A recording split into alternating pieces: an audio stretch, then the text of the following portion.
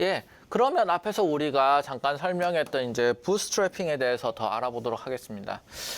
현 시점까지 우리는 사실은 좀 비현실적인 얘기를 한 겁니다. 어떤 비현실적인 얘기를 했냐면은 우리가 지금 기분 데이터셋을 인타이어 파퓰레이션으로 두고 모델링 한다라고 하였잖아요. 근데 거기서 이제 다시 샘플링 한 것이죠. 문제는 뭐냐면 이게 전체 데이터셋일 리가 없잖아요. 그쵸? 이제 사실은 그 배후에는 우리가 지금 다루고 있는 3만 명의 데이터셋 배후에는 훨씬 더 많은 사람들이 있는 거고 그 3만 명이 하나 인스턴스일 뿐인 것이죠. 그런 차원에서 보면 또 우리는 다음과 같은 숫자가 커져야 된다는 것을 알고 있습니다. 첫 번째는 뭐냐면은 number of samples per dataset이 커져야 된다. number of samples per dataset. 요 만이라고 하는 요 숫자가 커져야 된다라고 하는 것을 알고 있고 또 동시에 이 리플리케이션이 또 충분해야 된다라는 것을 알고 있습니다. 그래서 요 리플리케이션이 충분해야 된다라는 것을 알고 있습니다. 그러면 생각해 보세요. 우리가 이 기본 파퓰레이션에 있어가지고 다음과 같이 이 10,000개라고 해가지고 30,000개 중에 10,000개만 뽑았다는 거죠. 그럼 이게 좋은 일일까요? 나쁜 일일까요? 사실 좋은 일은 아닐 겁니다. 왜 좋은 일이 아닙니까? 왜냐하면 이건 3만이 될 수 있는 거잖아요. 그렇죠? 그래서 3만이 될 수 있기 때문에 우리는 10,000개가 아니라 한 데이터셋에 3만 개인 훨씬 더 좋은 데이터셋을 다루고 있는데 왜 만으로 줄여가지고 샘플링 해가지고 반복해서 이걸 하고 있느냐? 문제가 됩니다. 그러면 이런 문제점들을 극복하기 위해서 우리는 리샘플링이라는 방법을 활용합니다. 이 리샘플링이라는 건 뭐냐면은 사실은 한마디로 따지자 보면 시뮬레이션입니다. 어떤 시뮬레이션이냐 하면은 하나의 데이터셋에서 여러 개의 데이터셋을 뽑아내는 것이죠. 교수님, 그거는 이전에 하던 일이랑 유사하지 않나요? 이전에 하던 일이랑 유사합니다. 유사하지만 좀 다른 게 있어요. 일단 리샘플링의 종류 중에는 이 크로스 밸리데이션이라고 하는 것도 있고 부스트래핑이라는 것도 있습니다. 크로스 밸리데이션이라고 하면 이제 또 머신러닝 하는 사람들은 이제 눈이 번쩍 뜨면 크로스 밸리데이션 내가 아는 건데라고 하는데 그 크로스 밸리데이션이 맞습니다. 그거나 아니면 지금 우리가 얘기하려고 있는 부트스트래핑이나 이건 모두 다 리샘플링 방법에 속합니다. 시뮬레이션 하는 것이죠. 멀티플 데이터셋이 싱글 데이터셋에서 나온다고 생각해서. 크로스 밸리데이션은 나중에 우리가 분명히 언젠가 다룰 날이 오겠죠. 근데 오늘은 부트스트래핑 하는 날입니다. 그래서 부트스트래핑이라고 하는 것은 큰 특징, 특히나 크로스 밸리데이션과의 가장 큰 특징이 뭐냐면은 리플레이스먼트가 일어나는 랜덤 샘플링이라는 겁니다. 현재 우리가 큰 데이터셋이 있다고 생각해 봅시다.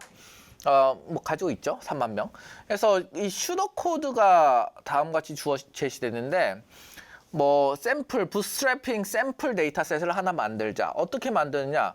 루프를 한다. 언제까지? 충분한 숫자가 있을 때까지. 충분한 숫자는 어떻게 아냐고요? asymptotically many 인 상황이 되겠죠.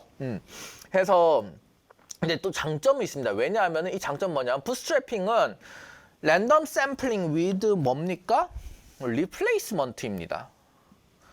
이 말은 뭐냐면은 사실은 우리가 이렇게 도자기가 있다고 생각해 봅시다. 여기에 주황 공이 존재하고 여기에 빨간 공이 존재하고 여기에 파란 공이 이렇게 존재합니다. 이 빨간 공 하나 더 넣읍시다. 빨간 공이 이렇게 존재합니다. 이렇게 도자기 속에 있는데 이거 보지 않고 눈을 이렇게 해가지고 눈을 휘 돌려가지고 하나 띡 꺼냈습니다. 뭐 꺼냈을까요? 파란색을 꺼냈습니다. 그럼 파란색 나왔다라고 하고 크로스 밸리데이션 같은 경우에는 이렇게 하나 해가지고 다른 데이터셋으로 끄집은 트레이닝 혹은 테스트 이렇게 끄집어내고 난 다음에 이 둘 사이는 익스클루시브하죠. 근데 하나의 데이터셋으로 끄집어내고 난 다음에 요거 나왔다, 파란색 나왔다라고 하고 파란색을 다시 집어넣습니다. 리플레이스먼트 다시 집어넣습니다. 그 다음에 이렇게 했을 때 파란색이 다시 하나밖에 없는 파란색이 또 나올 가능성이 존재하는 것이죠. 물론 파란색 나올 가능성보다 무슨 색 나올 가능성이 높겠습니까? 빨간색 나올 가능성이 좀 더 높겠죠. 그럼 또 이렇게 했더니만 빨간색이 나왔습니다. 또 했더니 빨간색이 나왔습니다. 또 했더니 빨간색 또 나왔습니다. 그럴 수도 있겠죠. 뭐 주황색도 하나 끼워줄까요? 주황색은.